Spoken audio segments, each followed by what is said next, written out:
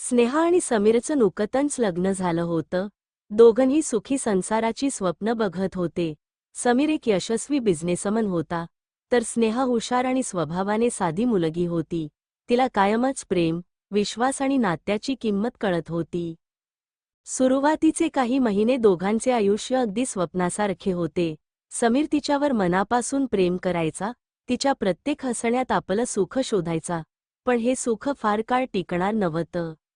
एका संध्याकाळी स्नेहा एका कॅफेमध्ये आपल्या मैत्रिणीसोबत गप्पा मारत होती.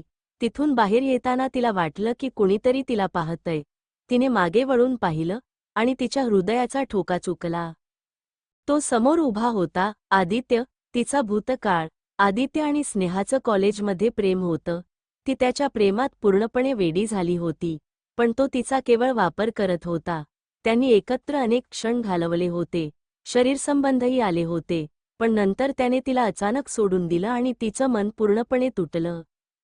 ती या भूतकाळातून सावरली होती. समीरच्या प्रेमात तिला नवजीवन मिळालं होतं, पण आता आदित्य परत आला होता. त्याची नजर वाईट होती, तो तिलाच एकटक पाहत होता. स्नेहा तिथून निघून घरी आली, पण तिचं मन अस्वस्थ होतं. दुसऱ्याच दिवशी तिला एक अनोळखी नंबरवरून मेसेज आला, तू मला विसरलीस का? मी तुला विसरू नाही शकलो, मला तू हवी आहेस. आपल्या आठवणी ताज्या करायच्या का? मेसेजसोबत काही फोटो होते, तिचे आणि आदित्यचे, अगदी खाजगी क्षणांचे. तिला धक्का बसला. आदित्यकडे तिचे फोटो होते. ती घाबरली, अस्वस्थ झाली, पण समीरला हे सांगण्याची तिला हिंमत झाली नाही. आदित्यने पुन्हा मेसेज केला, जर तू मला भेटली नाहीस, तर हे फोटो तुझ्या नवऱ्याला पाठवेन.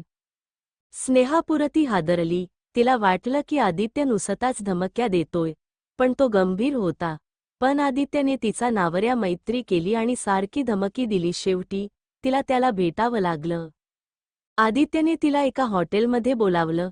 तिने खूप विरोध केला, पण त्याने तिला धमकावलं, तू जर माझ्यासोबत आली नाहीस, तर हे फोटो मी तुझ्या नवऱ्यालाच नाही, तर सोशल मीडियावर टाकेन.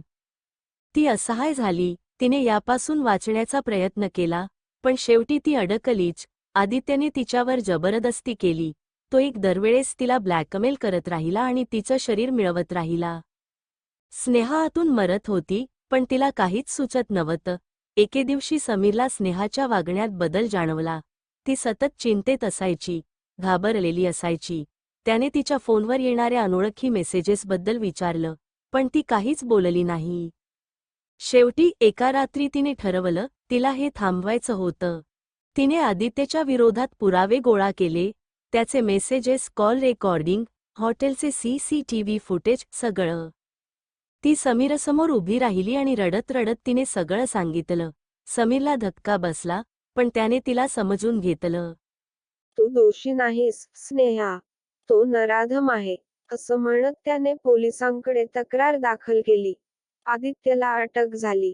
त्याच्यावर ब्लॅकमेलिंग आणि जबरदस्तीचा गुन्हा दाखल झाला. समीरने स्नेहाला पूर्णपणे समजून घेतलं आणि तिला पुन्हा एकदा प्रेमाने स्वीकारलं. त्यांचा संसार पुन्हा नव्याने फुलू लागला. आता स्नेहा खूप सावध होती, आत्मनिर्भर होती.